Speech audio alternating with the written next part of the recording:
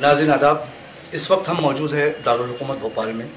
दारुल हुकूमत भोपाल में 26 जनवरी से 30 जनवरी तक यौम जमहूरिया मनाया जाता है और इसमें लोक रंग के तहत कई कलाकार मौजूद रहते हैं। आज अख्ताम है प्रोग्राम का और रूहानी सिस्टर्स हमारे साथ मौजूद है। आइए हम उनसे जानते हैं उनके ज़िंदगी के बारे में और उनकी मौसीकी के बारे में। जी, मैं सबसे पहले ये जानना चाहूँगा कहाँ से ताल्लुक़ है, किस तरह से आपने इसका शौक़ आपने जागा और कैसे आप आगे बढ़े? देखिए, जहाँ पे हम कहते हैं कि भारत जो है, हमारा भारत जो है ये कल्चरल का देश है। यहाँ पे बहुत ही विभिन्न तरह की जो संस्कृतियों का मेल है।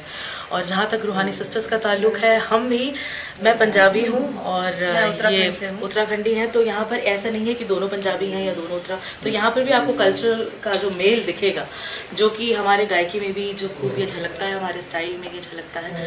और जहाँ ये बात करें कि रूहानी सिस्टर्स कहाँ से, ये क्यों बना, इसका नाम क्या था, ये आपका प्रश्न था, तो इसका जवाब ये है कि हम दोनों सगी बहनें तो नहीं हैं, लेकिन कहते हैं कि कहीं ना कहीं सगी बहनों के रिश्तों में भी कभी ना कभी खटास आ जाती है।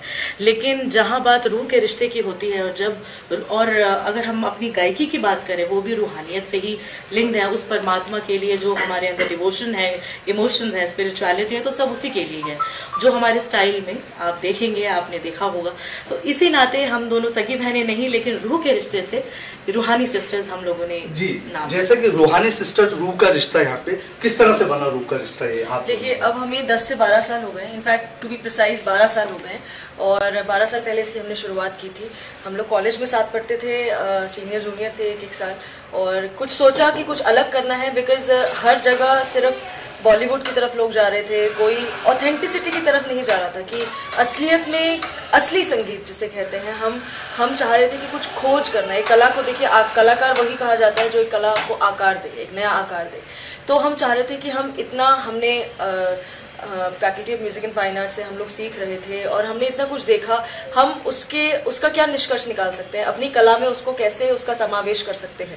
तो इसके बाद हमारे अंदर ये सूफियाना संगीत का एक जो बीज था, मैं सोचती हूँ कि वो परमात्मा के थ्रू ही हमारे अंदर आया कि हमारा जो रुझान था वो शुरुआत से ही डिवोशनल संगीत के पीछे था। और आवाज़ें भगवान ने इस तरह से दी कि सूफियाना संगीत को बिल्कुल जस्टिस करती हैं उस पर्टिकुलर फॉर्म के साथ। और तब हमने शुरुआत की 12 साल पहले अलग अलग कवालियों से। उस्ताद नुसरत अली खान साहब को शुरुआत से सुना और वडाली ब्रदर्स को सुना, काफ़ी सारे सूफियाना कवालों को सुना बेसिकली, बिकॉज कवाली में हमारा जितना इंटरेस्ट है वो बाकी सारी विधाओं से कहीं ज़्यादा है। कवाली में स्कोप ज़्यादा है। कवाली में आप उर्दू, पंजाबी, हिंदी, ब्रज भाषा, फारसी और तरह तरह की भाषाओं का इस्तेमाल कर सकते हैं। साथ में लयकारी दिखा सकते हैं, आलापचारी कर सकते हैं, रागों को, अलग अलग रागों को दिखा सकते हैं। बहुत सारा स्कोप है जिसकी वजह से हमें भी कुछ सीखने को मिलता है, हम जितनी बार कुछ गाते हैं। जी, जिस तरह का संगीत, जिस तरह की मौसीकी आपने इख्तियार की है, आज का वक्त वेस्टर्न की तरफ दौड़ रहा है और वेस्टर्न में भी ऐसी चीज़ें आजकल आई है कि लोग जो हमारी जो बेसिक चीज़ है उसको भूलकर उसी तरफ दौड़ रहे हैं। आपका नज़र, आप इस तरफ क्यों? सबसे बड़ी बात है कि देखिए, अगर अब जैसे यदीदा जी ने कहा कि हमारा, अगर हम देश की बात करें कि नुसरत फ़तेह अली खान साहब बहुत, ये सूफियाना संगीत में बहुत जाना माना नाम है। और हाँ, जो मेरी जो PhD भी है ये भी उन्हीं के ही ऊपर हुई है। और क्या स्टाइल रहा, कहते हैं कि अगर ट्रेडिशनल जो म्यूज़िक का अगर उठान जो है ये हमारे देश की संस्कृति के फोक म्यूज़िक से हुआ है। और अगर मैं नुसरत साहब की बात करूं, उन्हें जापानी संगीत बहुत पसंद था, रॉक म्यूज़िक से बहुत प्रेम था। ऐसा नहीं था वो इतने बड़े कवाल रहे हैं तो उनको ही ऐसे संगीत मतलब क्यों पसंद है। उनके किसी इंटरव्यू में मैंने जब उन पर थ्योरी जो है ये मैं थीसिस कर रही थी, रिसर्च वर्क कर रही थी, तो मैंने ये देखा कि उन्होंने कितनी ही कॉम्पोजिशन ऐसी हैं जो उन धुनों से बनाई हैं जो रॉक है। तो ऐसा नहीं है कि क्या रॉक म्यूजिक में सुर नहीं है, वही 7 सुर तो हैं।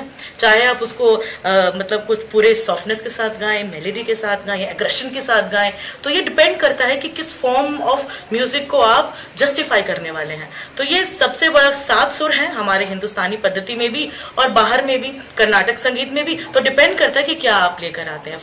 और जहाँ तक रॉक संगीत का सवाल है, रॉक भी हमें पसंद है, लेकिन दुनिया रिदम पे है, रिदम, क्योंकि हमारी जो लाइफ में रिदम सबसे पहले है, धड़कन सबसे पहले बच्चे की सुनाई देती है। तो क्यों रॉक म्यूजिक इतना, हमने यही सोचा कि आखिर इतना जो ये सब पॉपुलर है